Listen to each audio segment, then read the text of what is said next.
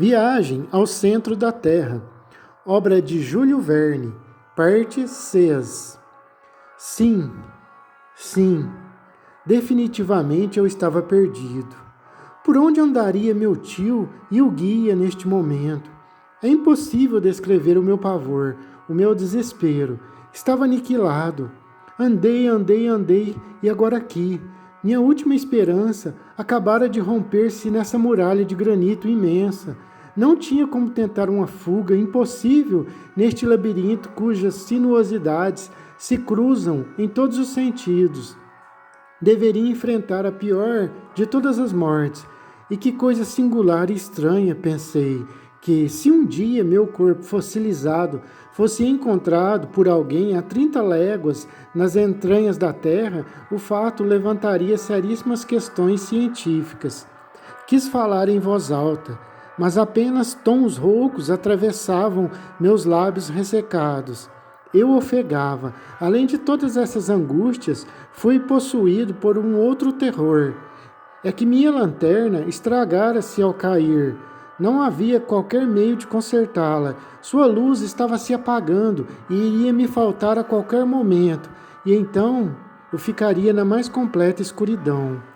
Via a corrente luminosa diminuindo na serpentina do aparelho. Uma procissão de sombras moventes desenrolou-se nas paredes obscurecidas à minha frente. Nem ousava sequer mais abaixar as pálpebras, de medo de perder o menor átomo daquela claridade fugídia. A todo instante, achava que iria apagar-se e que o negro me invadiria. Finalmente, um último clarão tremulou na lanterna. Acompanhei-o, aspirei-o com o olhar. Concentrei nele todo o poder de meus olhos, como na última sensação de luz que lhes fosse concedido sentir, e de repente submergi em trevas profundas. Ah, como gritei! Na terra, nas noites mais escuras, nunca a luz desaparece completamente. É difusa, é sutil, mas por menos luz que reste, a retina do olho acaba conseguindo vê-las. Aqui, nas profundezas da terra, nada. A total escuridão. Transformava-me esta escuridão num cego em todos os sentidos do termo. Então eu perdi a cabeça. Levantei-me e comecei a correr, a fugir como louco, precipitando-me pelo inextricável labirinto, sempre descendo, correndo pela crosta terrestre como um habitante das falhas subterrâneas, chamando, gritando, urrando. Para onde me conduziu aquela corrida insana? Continuava a ignorá-lo. Depois de várias e várias horas, sem dúvida, quase sem forças, caí como uma massa inerte ao longo da parede e perdi qualquer sentido de vida. Quando voltei a mim, meu rosto estava molhado, eu estava banhado em lágrimas. Mas não sabia dizer por quanto tempo fiquei desmaiado. Não tinha mais qualquer meio de ter noção do tempo.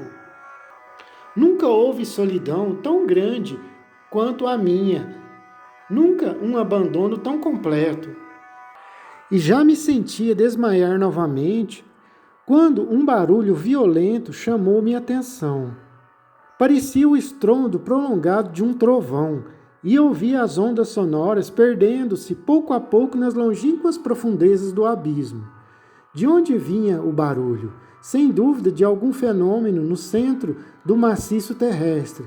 A explosão de um gás ou de alguma poderosa base do globo. Continuei prestando atenção. Queria saber se o ruído se repetiria. Passaram-se então 15 minutos. O silêncio reinava na galeria. Nem ouvia mais as batidas de meu coração. Mas eis que de repente meu ouvido, colado à muralha, por acaso, acreditou ter surpreendido palavras vagas, inatingíveis, distantes. Parecia em outro mundo aquelas vozes. Estremeci. É uma alucinação, pensei. Mas não. Prestando mais atenção, ouvi realmente um murmúrio de vozes que pareciam distantes em outro mundo. Minha fraqueza, porém, não permitiu que eu estendesse e levantasse E ouvi-se o que diziam. Contudo, havia gente falando. Sim, havia, tinha certeza disso. Por um momento, temi que aquelas palavras não passassem das minhas, transmitidas por um eco. Talvez eu tivesse gritado inconscientemente.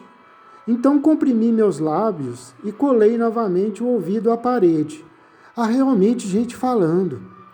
Arrastando-me alguns pés ao longo da muralha, ouvi claramente. Consegui até captar algumas palavras incertas, estranhas, incompreensíveis. Chegavam a mim como se estivessem sendo pronunciadas em voz baixa, de certa forma, murmuradas. O termo forsorlicity foi repetido várias vezes num tom de dor. O que significava forsorlicity? Quem o pronunciava? É claro que meu tio ou o nosso guia Hans. Ora, se eu os ouvia, eles também poderiam me ouvir por certo.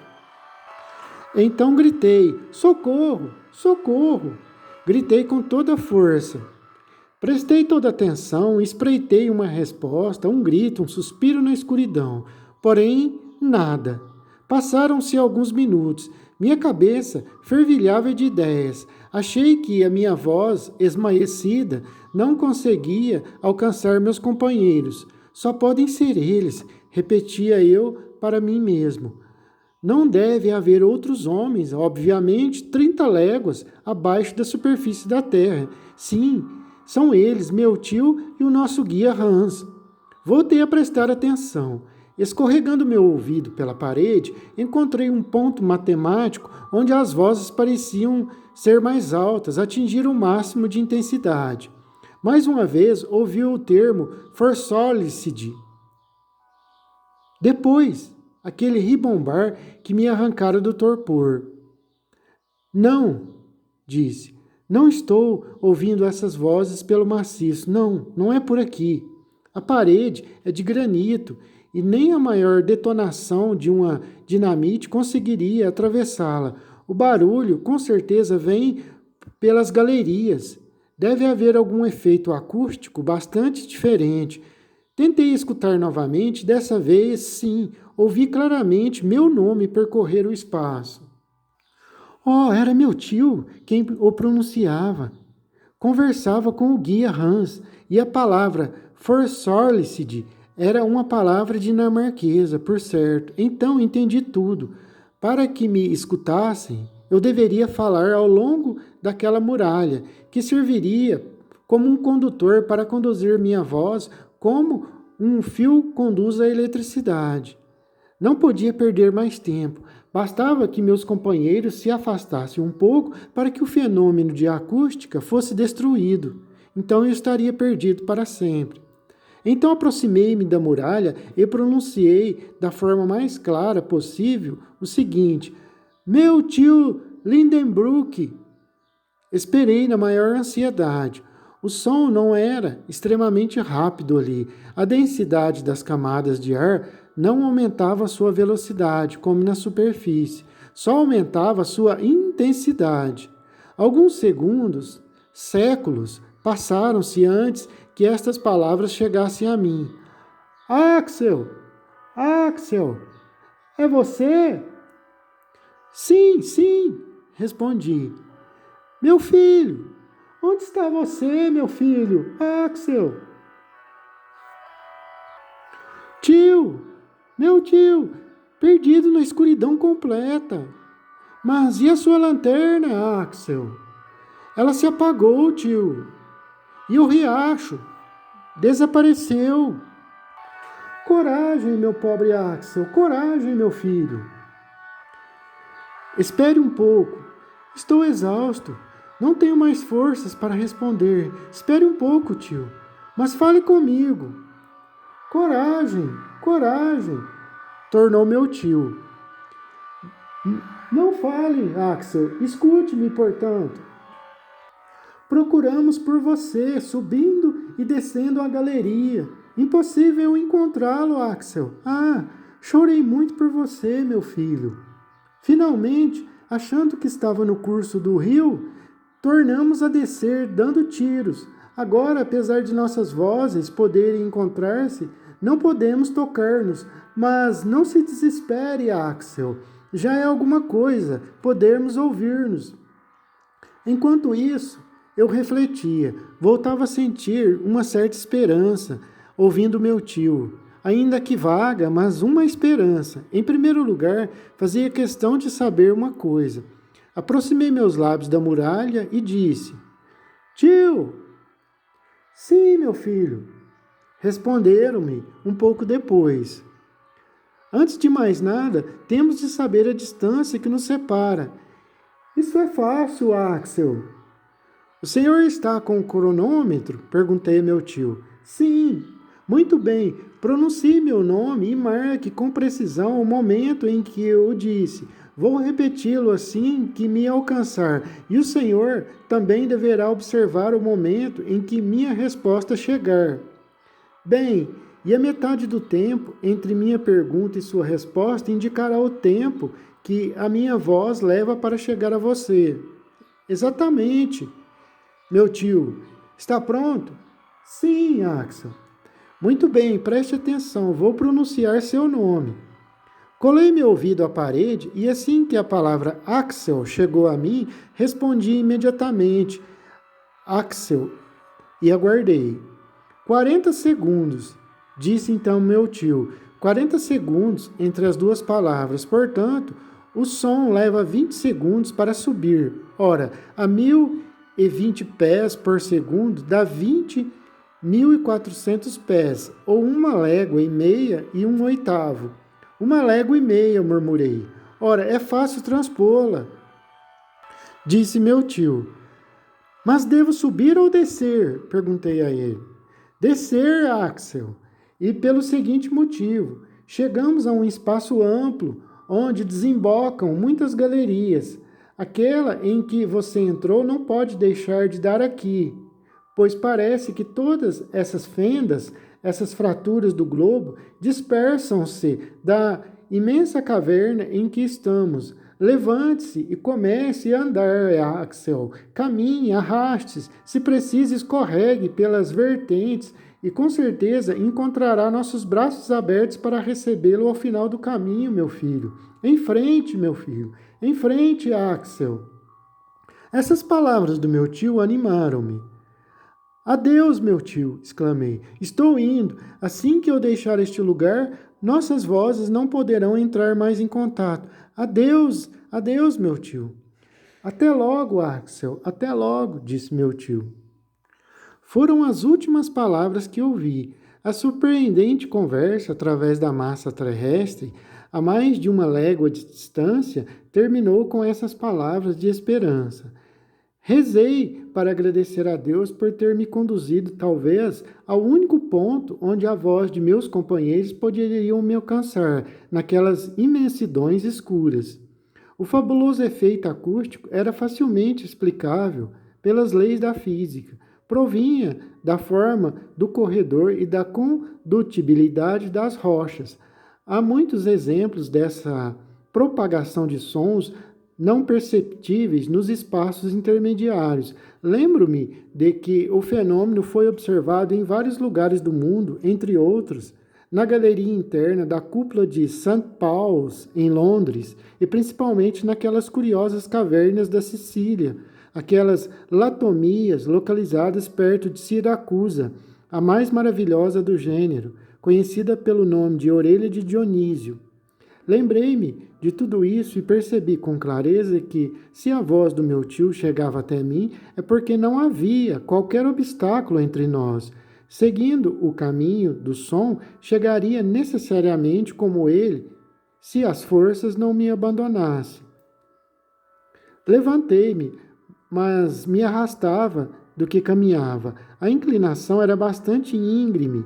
Deixei-me escorregar. Logo a velocidade de minha descida aumentou numa proporção assustadora e ameaçou transformar-se numa queda. Não tinha mais força para refreá-la. De repente o solo fugiu sob meus pés. Senti que rolava numa velocidade imensa. E eis que de repente perdi os sentidos por completo. Quando voltei a mim, eu estava deitado em espessos cobertores na penumbra. Meu tio velava espreitando um resto de vida em meu rosto. Ao primeiro suspiro, pegou minha mão. Quando abri os olhos, deu um grito de alegria. Está vivo! Está vivo! Gritou meu tio.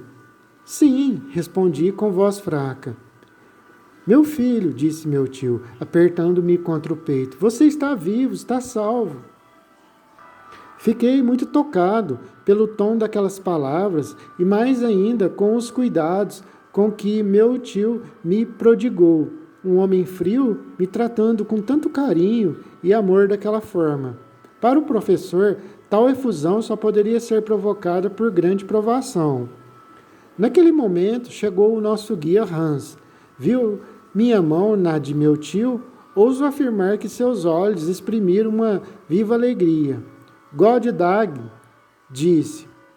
Bom dia, Hans. Bom dia, murmurei. E agora, tio, diga-me onde estamos neste momento. Axel, amanhã, meu filho. Hoje você ainda está muito fraco. Não é bom se mexer por causa das compressas que coloquei em sua cabeça. Durma, meu filho, e amanhã prometo contar-lhe tudo. Mas ao menos, insisti, diga-me o dia e a hora. São 11 horas da noite, Axel. Dia de domingo, 9 de agosto, e eu o proíbo de fazer perguntas até o dia 10 do presente mês. Eu estava realmente muito fraco, e meus olhos fecharam-se involuntariamente. Precisava de uma boa noite de descanso. Deixei-me levar pelo torpor, pensando que o meu isolamento durara 4 longos dias. Quando acordei no dia seguinte, olhei ao meu redor. Meu leito, feito com todos os cobertores da viagem, fora instalado numa gruta encantadora, enfeitada de magníficas estalagmites, o solo recoberto de areia fina. Nela reinava a penumbra. Não havia qualquer tocha ou lanterna acesa. Mas alguns clarões inexplicáveis iluminavam-na de fora por uma abertura estreita. Ouvi também um murmúrio vago e indefinido, semelhante ao gemido das ondas quando se quebram na praia, e às vezes o assobio de uma brisa. Perguntava-me se estava bem acordado ou se ainda estava sonhando. Se meu cérebro, perturbado com todo o meu sofrimento, não estaria criando coisas. Não estaria ouvindo sons imaginários. Mas nem meus olhos nem meus ouvidos poderiam enganar-se a esse ponto. Sim, é um clarão, e clarão do dia, pensei. Esgueirando-se pela fenda das rochas, entrava uma luz como de um sol. São murmúrios de ondas, sim, são murmúrios de ondas. A brisa está soprando. Que coisa estranha, estou ficando louco? Será que me engano ou voltamos à superfície da Terra? Sim, com certeza, estamos na superfície da Terra. Será que meu tio renunciou à expedição ou a concluiu com sucesso? E retornamos à superfície da Terra.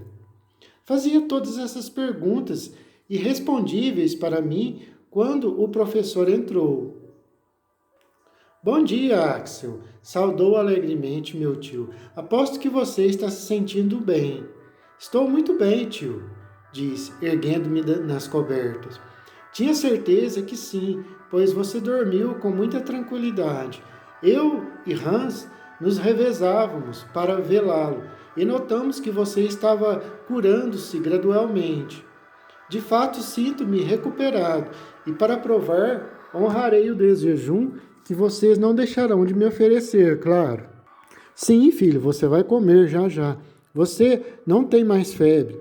Hans esfregou seus ferimentos com um unguento secreto irlandês que não sei do que é feito e eles cicatrizaram maravilhosamente bem. Nosso caçador é um homem tanto. Enquanto falava, meu tio preparava alguns alimentos que eu devorava, apesar de suas recomendações. E, comendo, atordoava com perguntas que ele se apressou em responder. Soube então que minha queda providencial levara-me precisamente à extremidade de uma galeria quase perpendicular. Como chegaria junto com uma torrente de pedras? Como chegara junto com a torrente de pedras, entre as quais a menor bastava para ter me ferido gravemente?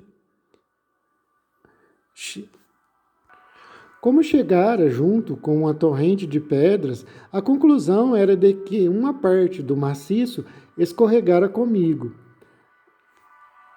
A verdade é que aquele aterrorizante veículo transportara-me assim até os braços de meu tio, onde caí desacordado. Realmente, disse-me, é surpreendente que você, meu filho, tenha vindo desta forma, guiado pelas pedras. Não nos separaremos mais, Axel.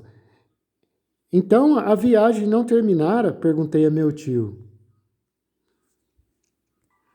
Não, Axel. Continuamos a viagem no centro da Terra. O que há com você, Axel? Tente fazer-lhe uma pergunta. O senhor está dizendo que eu estou são e salvo. Com certeza não se sente bem? Sim, meu tio. Todos os meus membros intactos. Exatamente. Exceto por algumas contusões, você está bem, meu filho. Está em perfeita ordem. Tudo está em perfeita ordem. Tio, quero lhe fazer umas perguntas. Há pouco parecia que eu estava a ouvir sons de vento e parece que a porra. Tio, não voltamos à superfície do globo, então? Claro que não, Axel. Então, tio, definitivamente eu devo estar mesmo louco, pois estou vendo a luz do dia e ouvindo o ruído do vento que sopra e do mar que se quebra na praia. Ah, é isso? Claro, tio, o que significa isso tudo? Por favor, daria para o senhor me explicar do que se trata? Senão vou pensar que estou louco de fato. Não dá para lhe explicar, pois é inexplicável, Axel. Mas você verá e compreenderá que a ciência geológica ainda não deu a sua última palavra. Vamos sair, então. Vamos, filho. Daqui a pouco. Espere um pouco. Espere apenas um pouco, pois o ar livre pode fazer-lhe mal. O ar livre? O vento está muito forte, filho. Não quero que se exponha dessa forma. Vento, tio? Que vento, tio? Nas profundezas da terra? Eu garanto que estou ótimo, meu tio. Axel, um pouco de paciência, meu filho. Uma recaída pode causar transtornos para nós e não devemos perder tempo, pois a travessia pode ser longa. Travessia? Não é possível, acho que eu estou ficando louco, tio. Me explique melhor tudo isso. O que está acontecendo? Sim, Axel, sim, descanse hoje ainda. Embarcaremos amanhã. Embarcar? Essa palavra provocou-me um sobressalto. O quê? Embarcar? Então tínhamos um rio ali, um lago, um mar à nossa disposição. Havia uma embarcação em algum porto interior. Minha curiosidade chegou ao auge. Meu tio tentou inutilmente conter-me e me acalmar. Quando viu que minha paciência me faria mais mal quando viu que minha impaciência me faria mais mal do que a satisfação dos meus desejos, cedeu. Vesti-me prontamente. Para o cúmulo da precaução, enrolei-me num dos cobertores e saí da gruta. Porém, a princípio eu nada vi. Meus olhos, desacostumados com a luz, fecharam-se bruscamente, pelo instinto. Quando consegui reabri-los, alguns minutos depois, fiquei mais estupefato do que maravilhado. O mar! Gritei. Sim, respondeu meu tio. O mar. Mar Lindenbrook, meu filho, e agrada-me acreditar que não disputarei com nenhum navegador a honra de tê-lo descoberto primeiro e o direito de dar-lhe o meu nome, Lindenbrook. Um vasto lençol de água, o começo de um lago ou de um oceano, sei lá, estendia-se para além dos limites da visão. Amplamente chanfradas, as margens ofereciam as últimas ondulações das ondas. uma areia fina, dourada, semeada de conchinhas,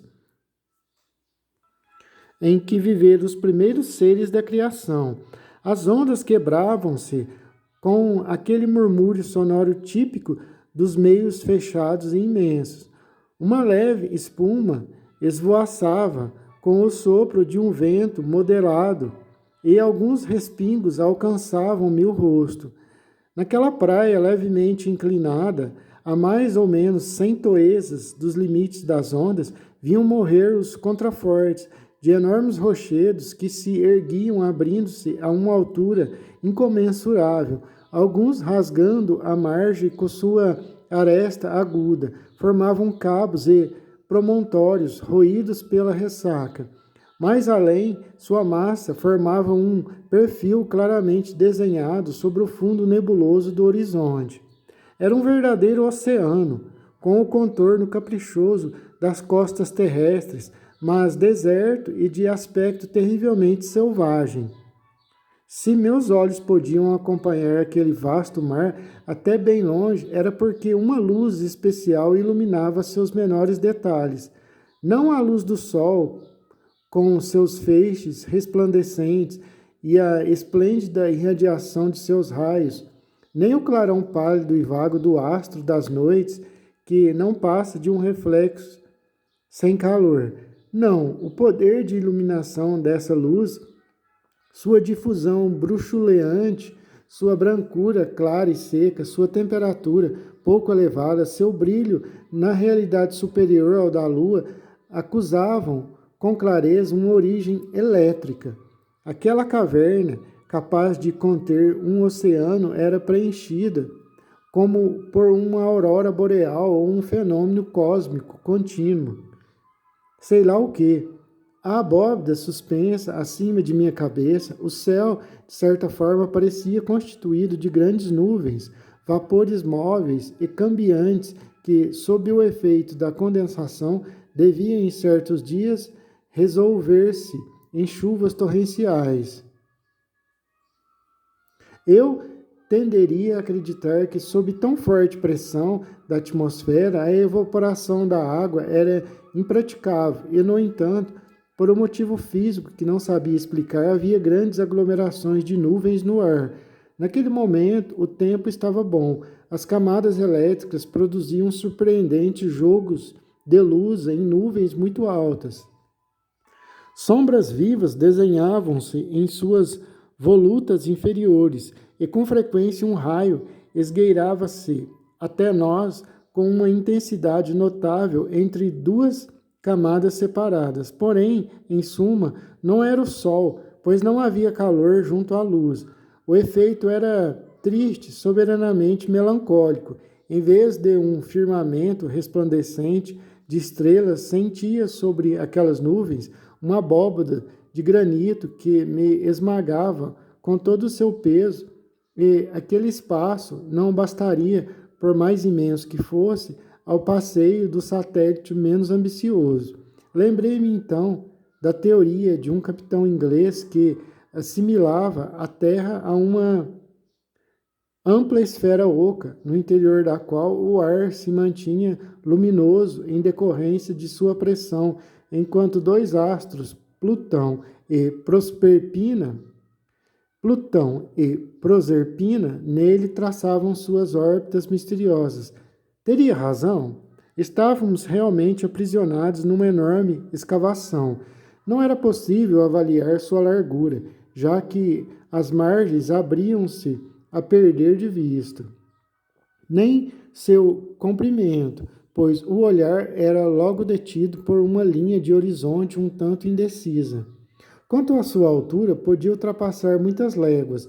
Não dava para ver onde aquela abóbada se apoiava nos contrafortes do granito, mas havia um grande aglomerado de nuvens suspenso na atmosfera, cuja elevação podia ser estimada em 2.000 toesas, altitude superior à dos vapores terrestres, sem dúvida devido à densidade considerável do ar.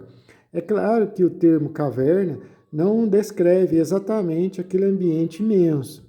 Nenhuma palavra da língua humana é suficiente para quem se aventura nos abismos do globo, como nós. Além disso, não sabia por qual fato geológico explicar a existência de tal escavação.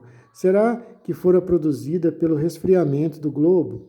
Conhecia bem algumas cavernas célebres por relatos de viajantes, mas nenhuma apresentava tais dimensões gigantescamente gigantescas. Se a gruta de Guachara, na Colômbia, visitada por Humboldt, não revelara o segredo de sua profundidade ao sábio que a percorreu por uma extensão de 2.500 pés, é provável que ela não se prolongasse muito mais que isso.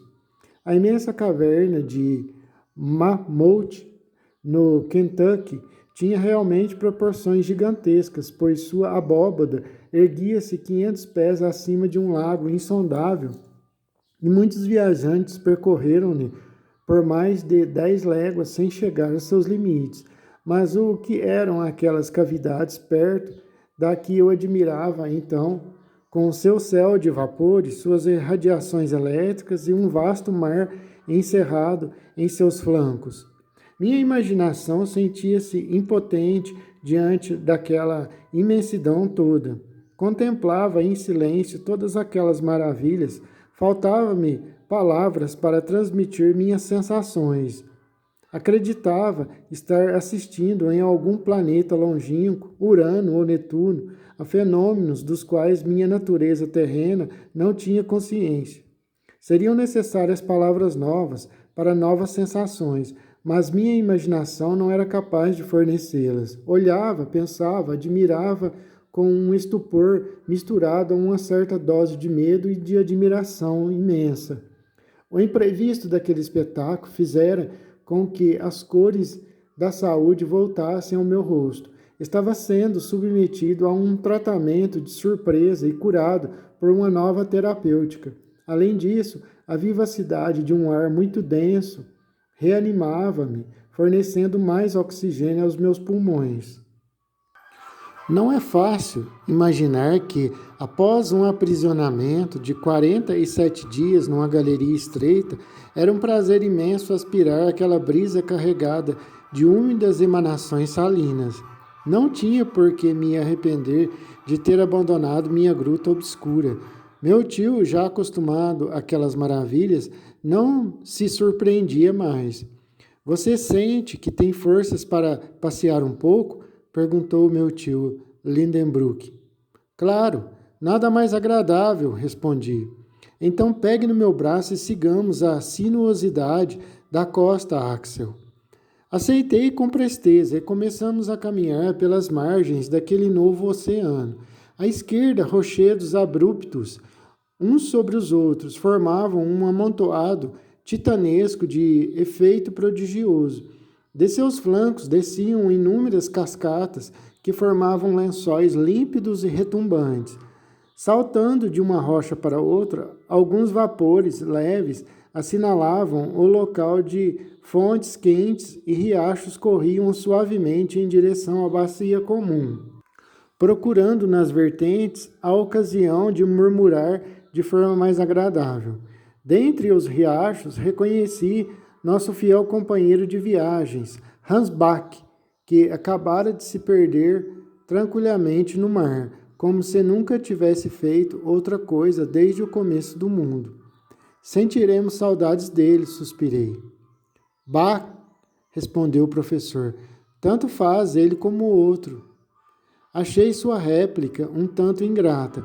Naquele momento, contudo, um espetáculo inesperado chamou minha atenção. A 500 passos, num meandro de um promontório elevado, apareceu uma floresta alta, cerrada e densa. Era formada por árvores de tamanho médio, semelhantes a guarda-sóis regulares, contornos claros e geométricos. As correntes atmosféricas pareciam não provocar qualquer efeito em sua folhagem, que, em meio aos sopros, permanecia imóvel, como um maciço de cedros petrificados. Apressei o passo, não conseguia encontrar um nome para aquelas essências singulares. não se situavam entre as 200.000 espécies vegetais conhecidas até então. Seria preciso atribuir-lhes um lugar especial na flora das vegetações lacustres? Não, quando chegamos à sua sombra, minha surpresa não foi maior do que minha admiração. Estava diante de produtos da terra, mas de tamanho gigantesco.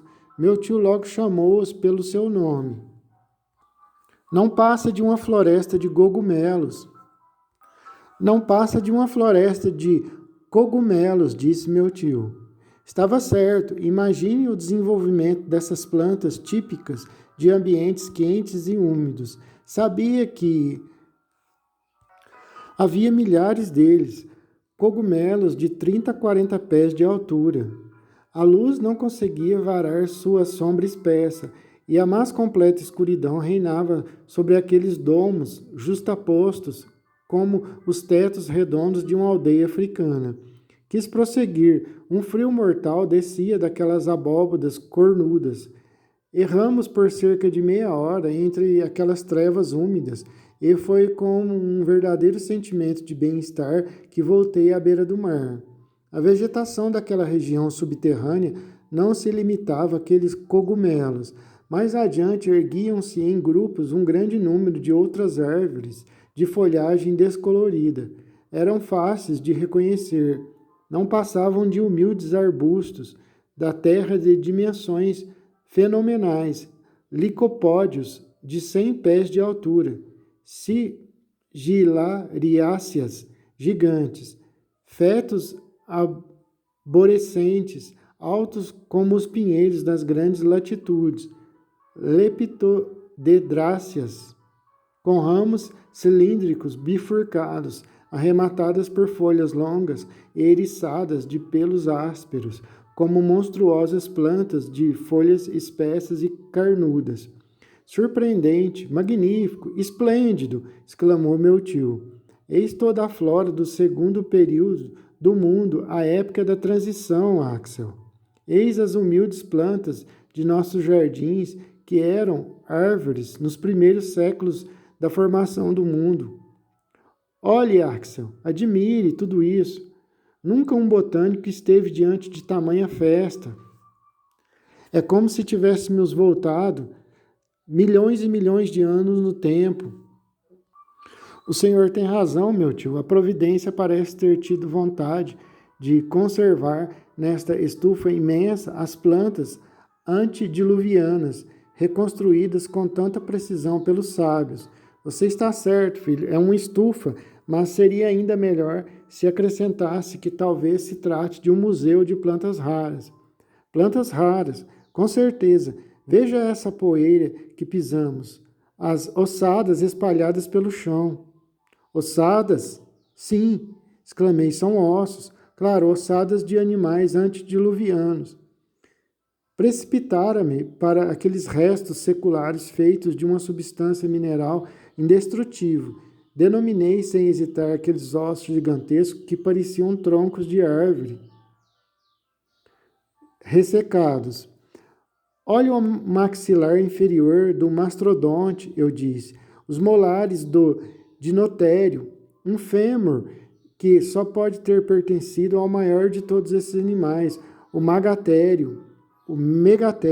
Ora, é extremamente um museu de peças raras, pois essas ossadas, com certeza, não foram transportadas até aqui por um cataclismo. Os animais aos quais pertencem viveram às margens deste mar subterrâneo, à sombra destas plantas arborescentes. Veja só, há esqueletos completos, e no entanto,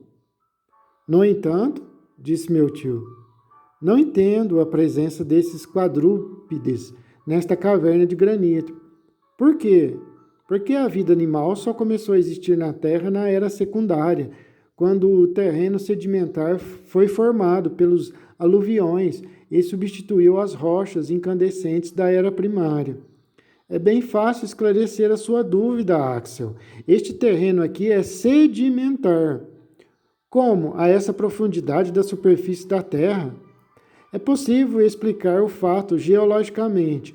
No determinado período, filho, a Terra era formada apenas por uma crosta elástica, sujeita a movimentos alternados de cima para baixo em virtude das leis de atração.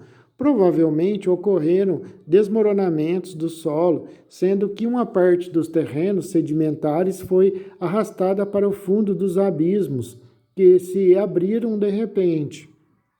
Deve ser isso mesmo, respondi. Mas se essas regiões subterrâneas foram habitadas por animais antediluvianos, quem nos garante que um desses monstros não está ainda errando por estas florestas escuras ou atrás dessas rochas escarpadas? Esquadrinhei, não sem um grande temor, os vários pontos do horizonte, mas não havia qualquer ser vivo naquelas costas desertas. Estava um pouco cansado. Fui sentar-me, então, na ponta de um promontório, sobre o qual as ondas se quebravam ruidosamente. Dali meus olhos abraçavam toda aquela baía formada por uma chanfradura da costa. Ao fundo, um portinho abrigado por duas rochas piramidais. Suas águas calmas dormiam protegidas do vento. Receberiam com conforto um brick ou duas ou três escunas. Quase esperava avistar algum navio desfraldando suas velas e alcançando o largo sob a brisa do sul. Mas aquela ilusão dissipou-se com rapidez. Éramos realmente as únicas criaturas vivas naquele mundo subterrâneo e profundo. Às vezes, quando o vento se acalma, descia um silêncio mais profundo que o silêncio do deserto sobre as rochas áridas que pesavam na superfície do oceano. Tentava então varar as brumas distantes, rasgar a cortina do fundo misterioso do horizonte. Quais as perguntas que me subiam aos lábios? Onde terminava aquele mar? Para onde levava? Será que um dia abordaríamos as margens opostas? Meu tio não tinha a menor dúvida a esse respeito. Eu desejava e, ao mesmo tempo, temia isso. Após uma hora de contemplação do maravilhoso espetáculo, tornamos ao caminho da praia para voltar à gruta. Adormeci profundamente sob o domínio dos pensamentos mais estranhos. No dia seguinte, acordei completamente curado. Achei que seria saudável tomar um banho de mar e fui banhar-me nas águas daquele Mediterrâneo. Não havia dúvidas de que merecia esse nome. Voltei para o desdejum, com muita fome. Nosso guia Hans cozinhava nosso pequeno cardápio. Como tinha água e fogo à sua disposição, pôde variar um pouco o menu normal. Ao final da refeição, serviu-nos café e nunca tomei essa deliciosa bebida com tanto prazer. Agora, não devemos deixar de estudar o fenômeno da maré, disse meu tio. Como maré? Surpreendi-me. É claro, Axel. A influência da lua e do sol são sentidas aqui também, tio? Por que não, Axel? Os corpos não estão sujeitos, em seu conjunto, à atração universal? Essa massa de água não pode fugir à regra geral, meu sobrinho. Assim, apesar da pressão atmosférica em sua superfície, você vai ver como ela se ergue como o próprio Atlântico na superfície da Terra. Naquele momento, vagávamos pela areia das margens e as ondas avançavam gradualmente pela praia. É verdade, a maré está subindo, gritei. Sim, Axel, e após a etapa da espuma, você verá que o mar vai se erguer cerca de 10 pés. É fantástico. Não, é natural, meu filho.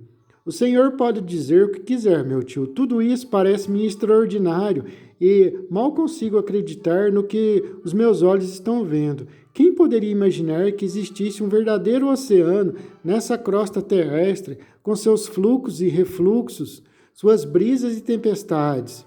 Por que não, filho? Existe alguma razão física que o impeça? Não consigo imaginar nada, já que tenho de deixar de lado o sistema do calor central. Então, até agora, a teoria de Dave está justificada? É claro, nada contradiz a existência de mares ou terras no interior do globo. Sem dúvidas, mas desabitados. Bem, porque essas águas não dariam abrigo a peixes de espécies desconhecidas, meu filho. Não vimos nenhum até agora, tio.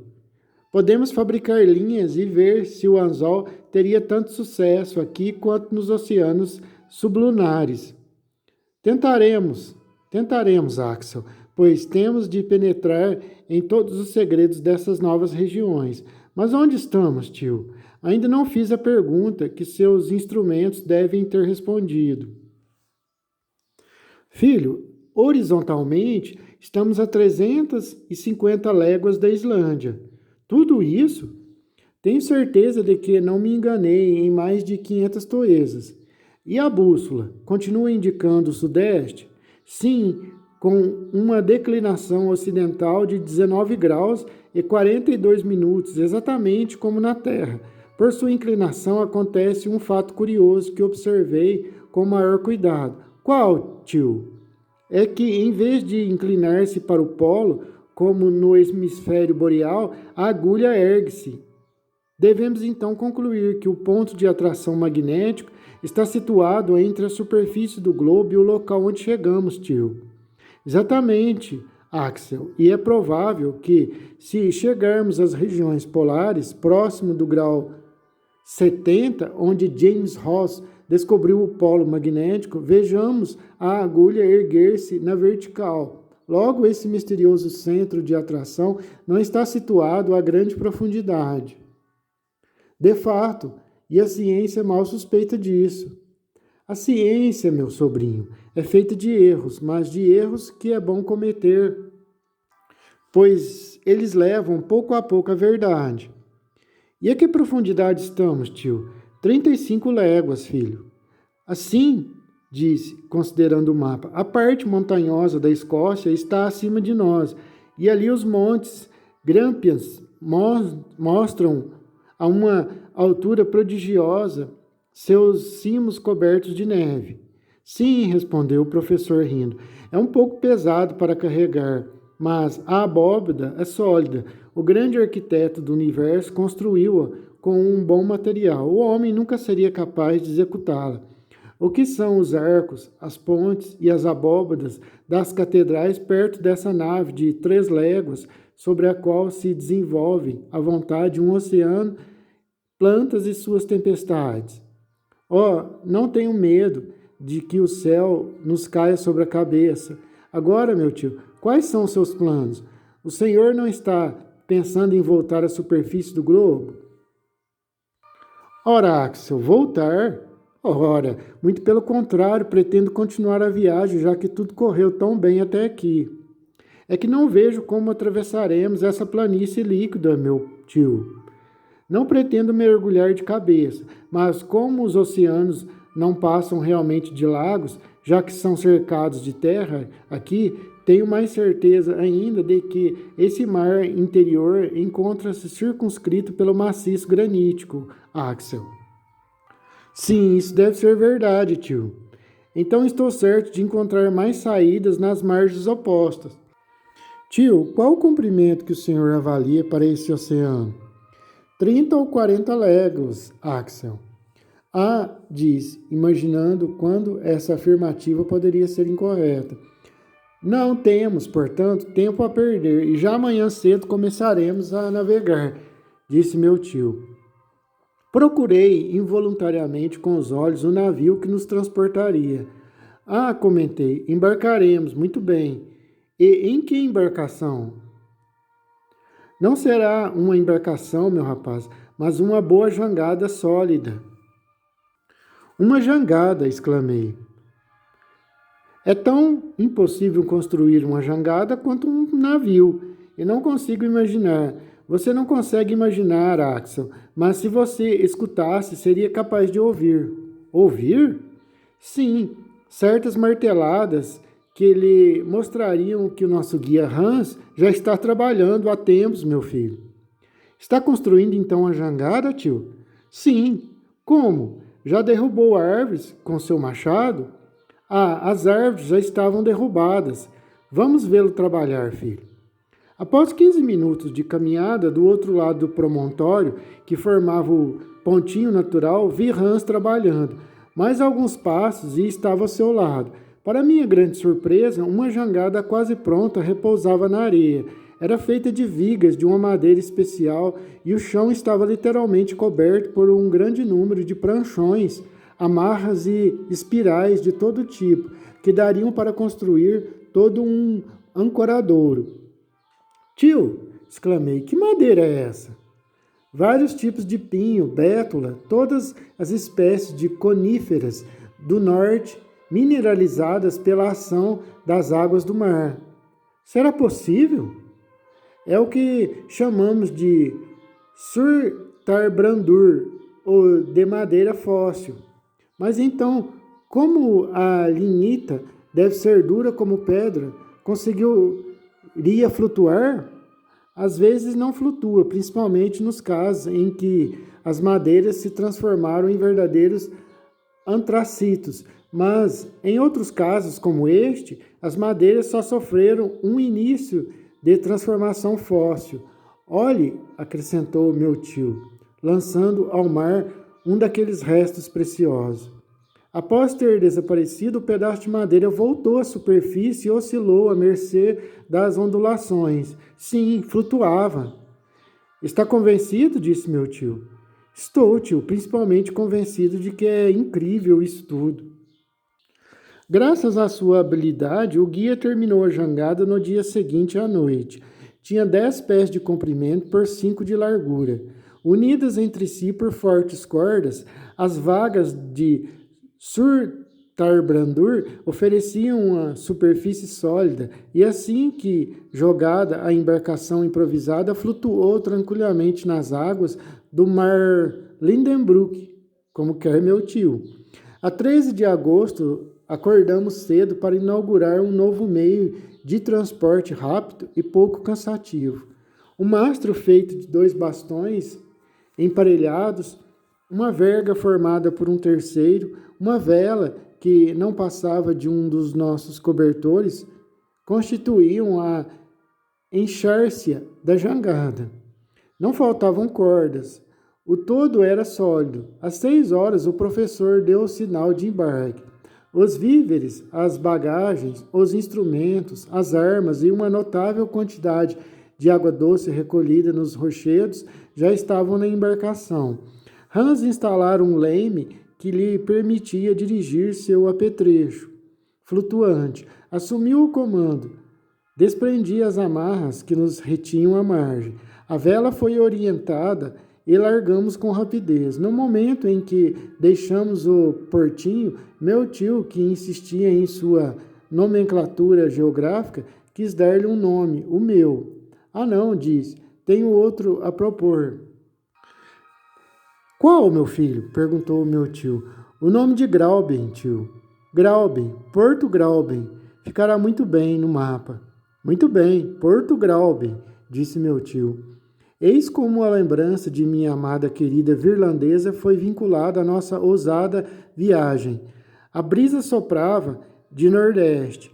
Navegávamos de vento em popa, com uma extrema rapidez. As camadas muito densas da atmosfera tinham um impulso considerável e agiam sobre a vela como um potente ventilador. Ao final de 1 hora, meu tio pôde estimar nossa velocidade com bastante precisão. Se continuarmos a navegar nessa velocidade, disse ele, percorreremos pelo menos 30 léguas em 24 horas e não tardaremos a alcançar as margens opostas, Axel.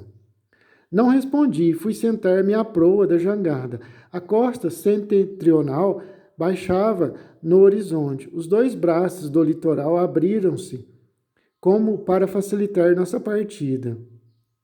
Um mar imenso estendia-se diante de meus olhos. Imensas nuvens corriam céleres pela sua superfície com uma sombra acinzentada que parecia pesar sobre aquela água morna. Os raios prateados da luz elétrica, refletidos aqui e ali por alguma gotinha, faziam eclodir pontos luminosos na esteira da embarcação. Logo perdemos a terra de vista.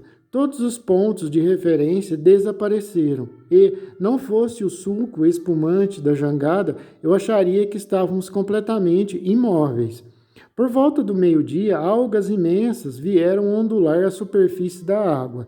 Conheci o poder vegetativo daquelas plantas que se alastram a uma profundidade de mais de 12.000 pés no fundo dos mares, reproduzem-se sob pressões de 400 atmosferas e formam, muitas vezes, bancos grandes o suficiente para entravar a marcha dos navios. Mas acho que nunca houve algas tão gigantescas quanto as do mar Lindenbrook. Nossa jangada passou ao lado de sargassos de 3 a 4 mil pés de comprimento, serpentes imensas que cresciam a perder de vista. Divertia-me em acompanhar suas fitas infinitas, achando sempre ter alcançado a extremidade. Minha paciência e até minha surpresa foram enganadas por horas inteiras.